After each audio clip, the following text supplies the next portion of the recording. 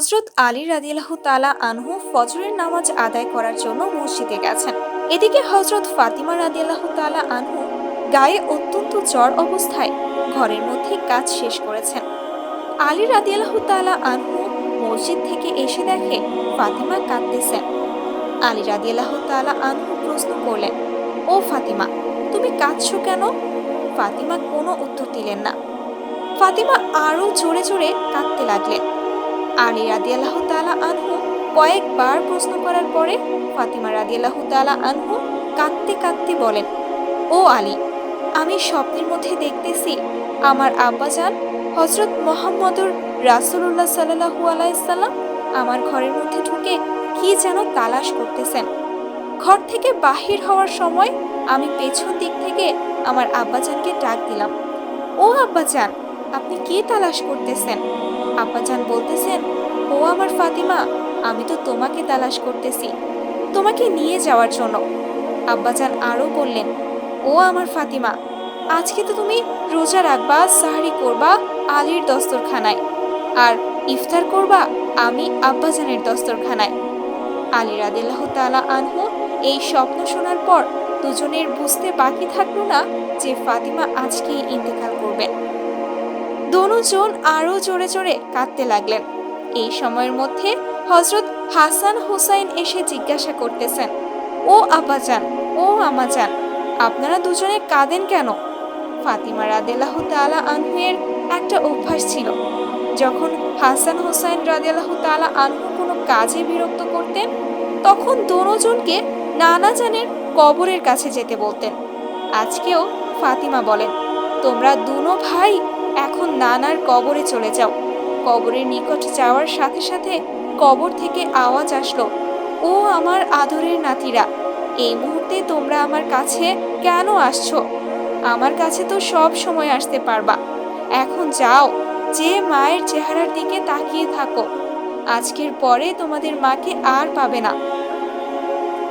এই কথা শোনার পরে দুনো ভাই কাঁদতেছে আর দৌড়াতে দৌড়াতে আম্মার নিকট চলে গেলেন। যে আম্মাকে বললেন যে, তোমরা দুজন কেন কাঁদতেছো বুঝেছি। নানাজান আমাদেরকে বলে দিয়েছেন আজকের দিনটা তোমার জন্য শেষ দিন।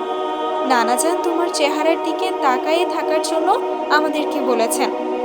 বিকেলের দিকে হযরত ফাতিমা রাদিয়াল্লাহু তাআলা আনহুর শরীর বেশি খারাপ হলো। ফাতিমা রাদিয়াল্লাহু তাআলা আনহু মৃত্যুর পূর্বক্ষণে আলী রাদিয়াল্লাহু তাআলা আনহুকে তিনটি কথা বলেন।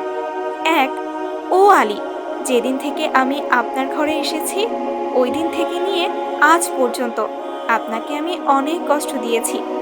আলী, আপনি যদি আমাকে ক্ষমা না করেন তাহলে কিয়ামতের ময়দানে আমি সন্তানের কারণে আমার মা আব্বাজান অনেক লজ্জিত হবেন। বলেন, আপনি আমাকে ক্ষমা করলেন কিনা? আলী রাদিয়াল্লাহু তাআলা বলেন, ও ফাতিমা, তুমি এসব কি বলতেছো? আমি আলী তো তোমার যোগ্য ছিলাম না। তোমার আব্বাজান দয়া করে মেহেরবানি করে তোমাকে আমার কাছে বিয়ে দিয়েছেন। বিয়ের দিন থেকে নিয়ে আজ পর্যন্ত আমি আলী তোমাকে কোনো দিন ঠিকমতো 2 বেলা খানা খাওয়াইতে পারি নাই। ও ফাতিমা, তুমি বলো, তুমি আমাকে ক্ষমা করছো কিনা? তুমি যদি আমাকে ক্ষমা না করো তাহলে আমাকেও কিয়ামতের দিন কঠিন শাস্তি ভোগ করতে হবে। 2, ও আলী, আপনার সাথে আমার দ্বিতীয় কথা হলো, আমি মারা যাওয়ার পরে আপনি বিয়ে করে নেবেন দুনিয়ার যে কোনো মহিলাকে আপনার পছন্দ মতো। আপনাকে আমি অনুমতি দিলাম। আর আমার বাচ্চা দুইটাকে সপ্তাহে একটা দিন আপনার কোলের মধ্যে করে নিয়ে ঘুমাবেন। 3, ও আলী, আপনার সাথে আমার তৃতীয় কথা হলো, হাসান হুসাইন যখন বালেগ হবে তখন দুনো ভাইকে আল্লাহর রাস্তায় শরবত করে দিবেন এবং আমাকে রাতের বেলায় দাফন করবেন। হযরত আলী রাদিয়াল্লাহু তাআলা আনহু বললেন, তুমি নবীর মেয়ে, আমি সবখানে খবর দিয়ে তোমায় দাফন করব, এতে সমস্যা কি? হযরত ফাতিমা রাদিয়াল্লাহু তাআলা আনহু বললেন, আমার কাফনের কাপড়ের ওপর দিয়ে যদি সবাই অনুমান করে যে নবীর মেয়ে কতটুকু লম্বা ছিল, কতটুকু স্বাস্থ্যবান ছিল, এতে আমার পর্দা ভঙ্গ হবে। হযরত ফাতিমা রাদিয়াল্লাহু তাআলা আনহু এর ইন্তেকালের পর তার লাশের খাটিয়া বহন করার মানুষ মাত্র 3 জন। হযরত আলী রাদিয়াল্লাহু তাআলা আনহু এবং শিশু হাসান এবং হুসাইন রাদিয়াল্লাহু তাআলা আনহু। হযরত আলী ভাবছিলেন যে খাটিয়া বহন করার জন্য মানুষ আরও একজন প্রয়োজন, তবেই চার কোনায় চারজন কাঁধে নিতে পারবেন। এমন সময় হযরত আবু যর গিফারি রাদিয়াল্লাহু তাআলা আনহু এলেন এবং খাটিয়ার এক কোণা বহন করলেন। হযরত আলী প্রশ্ন করলেন, ও আবু যর, আমি তো কাউকে বলি নাই, আপনি জানলেন কিভাবে? হযরত আবু যর গিফারি রাদিয়াল্লাহু তাআলা আনহু বলেন, আমি আল্লাহর রাসূল সাল্লাল্লাহু আলাইহি ওয়াসাল্লামকে স্বপ্ন দেখেছি। তিনি বললেন, হে আবু যর, আমার ফাতিমার লাশ বহন করার জন্য লোকের অভাব, তুমি তাড়াতাড়ি চলে যাও। ও আলী, আমাকে তো হুজুরে আকরাম সাল্লাল্লাহু আলাইহি ওয়াসাল্লাম আসতে বলেছেন। হযরত ফাতিমা রাদিয়াল্লাহু তাআলা আনহুকে যখন কবরে নামাচ্ছেন, তখন হযরত আবু যর গিফারি রাদিয়াল্লাহু তাআলা আনহু কবরের কাছে গিয়ে কবরকে উদ্দেশ্য করে বললেন, আতাদরি মানিল্লাতি জিনা বিহা ইলাইকা, হে কবর, তুই কি জানিস আজ তোর মধ্যে কাকে রাখছি? হাজিহি সাইয়্যিদাতু নিসাইয়্যি আহলিল জান্নাতি ফাতিমাতা রাদিয়াল্লাহু তাআলা আনহা। এটা জান্নাতের সকল মহিলাদের সর্দার ফাতিমা রাদিয়াল্লাহু তাআলা আনহা।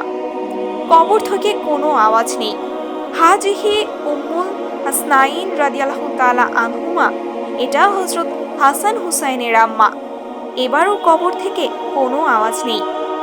হাজিহি ঝাউজাউতু আলিয়িন কাররামাল্লাহু ওয়াজহা, এটা হযরত আলী রাদিয়াল্লাহু তাআলা আনহুর স্ত্রী। এবারও কবর থেকে কোনো আওয়াজ নেই। হাজিহি বিনতু রাসূলুল্লাহি সাল্লাল্লাহু আলাইহি ওয়াসাল্লাম, এটা দো জাহানের বাদশাহের মেয়ে। খবরদার কবর, বেয়াদবি করবি না। আল্লাহ তাআলা কবরের জবান খুলে দিলেন। কবর বলল, আনা বাইতুস জুলমাতি, আমি অন্ধকার ঘর। আনা বাইতুত দুতাতি, আমি সাপ বিচ্ছুর ঘর।